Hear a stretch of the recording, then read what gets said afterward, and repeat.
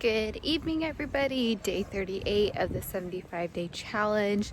Finally got a break in the rain for a couple of hours. It was pouring this morning, so couldn't take my walk at 5 a.m., but it is about 5 p.m. So about 12 hours later, getting it in. What a week it's been, but we are here, made it to Friday. Almost all the Turo cars are out. Just have one left, which is the Jeep, which I am most surprised at, because if I would have bet on any car going out for the weekend, it would have been the Jeep, given the rain that we got, people heading to the mountains. But nonetheless, I am happy that almost all the cars are out, given the situation and with everything that's going on. So that's pretty good. I do think that the Jeep will get a last minute booking, most likely by tomorrow, hopefully. But other than that, that's how the weekend panned out.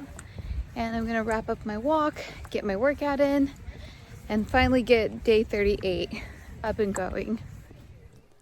Day 38 of the 75-day challenge, finishing up my nightly reading of The Wealthy Gardener on lesson 4.24 for anybody that's reading along. And the concept of this chapter today is so good. It's something that I really, kind of discovered years ago when I first attended a Tony Robbins event, which was by far one of the greatest things I ever did. If you've never been to one, it's well worth every single penny. But just it's an element of your mindset and your thinking that if you can bring awareness to it, it's so incredibly powerful. And it's something that ever since I went to that event with Tony Robbins, it was something he emphasized on so much. And ever since I really started to practice that on a daily basis every single day, I feel like it completely changes the foundation of who you are as a person in such a positive way. So yeah, let me jump right into it, and I think that you guys will find it really useful as well. So lesson 4.24 is titled Gratitude. A burning gratitude for future triumph, mused the Wealthy Gardener, is the silent command that awakens a sleeping giant. With gratitude, we trigger universal intelligence to help our cause. Gratitude, an intense feeling of appreciation. With gratitude, we speak the language of universal intelligence and ask for an assist, even if our purpose is material wealth. When things aren't going our way, worrying about money is dangerous. When all seems lost and there's no hope, we must focus with burning gratitude on a successful outcome. And this could not be more applicable to a time than right now, with everything that we have going on, and with the next couple months, or who really knows how long it's going to be, being such a giant unknown, and not really knowing the effects of what's going to take place and how it's going to affect so many people, how it's going to affect our businesses. The part that says, when all seems lost and there's no hope, we must focus with burning gratitude on a successful outcome. And I think going into this, even if it ends up being nothing, having that strong mindset of gratitude and practicing that on a daily basis, I feel like it keeps your mind right and keeps your mind on the path that it needs to be on to deal with anything that you come across. And then the point that was really a point of discovery for me in this chapter is where it says, with gratitude, we speak the language of universal intelligence and ask for an assist.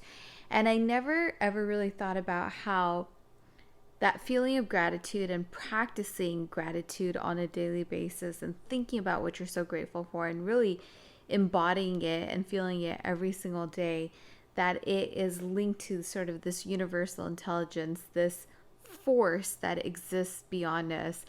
So reading this chapter was kind of enlightening to that fact. Just for whatever reason, I just never thought that it was linked. And so that was really kind of profound for me. So it goes on. Prayers not felt by us are seldom heard by God, said Philip Henry. We give thanks for unknown blessings already on their way, is a sacred chant of ancient rituals. Gratitude is an emotion that empowers our prayers. It's a vibration of thought that seems to influence people, places, and events. Gratitude is an intangible force. Things get arranged, it seems, in unfathomable ways. We call it synchronicity or serendipity when life curiously unfolds in harmony with thoughts of gratitude. When we are grateful in advance, we take our foot off the brake and move into a dimension of allowing good things to happen. It feels like success is the natural order of things, and it is. We begin to sense that we can attain a plane of higher spiritual consciousness. Let me flip to the last page, and I'll end with this. What I know for sure is that a deep faith feels like gratitude. Jesus gave us his thoughts on the matter. Whatever things you desire when you pray, believe that you receive them and you shall have them. The life lesson, gratitude. I learned that a burning gratitude for wishes fulfilled awoke a sleeping giant that scared me with amazing results. And so that was the chapter on gratitude, which is just, I guess I don't even really know how to put it into words. So this chapter probably did it in a much better way than I could. But it's something that I can guarantee you, if you start practicing it, it literally just changes the course of who you are to your core, and you just see things differently. And when I went to the Tony Robbins thing, one of the first things that he taught us was this method of priming, which in other ways you can call it meditation, or whatever you want, and you can look it up. It's on YouTube. I'll try to link it to this video, but basically it could be like a 10 to 15 minute exercise. And so you begin with this sort of intense breathing to change your physical state, and then the very first thing that you go right into is thinking about 3 things that you're grateful for, and not just thinking about, but really taking yourself back into those moments, whatever it might be, and you want to feel it, visualize it, sense it, and just really embody it. And then, he continues on. It's like 3 things you're grateful for, 3 blessings that, you want to put out there, and 3 things that you want to create.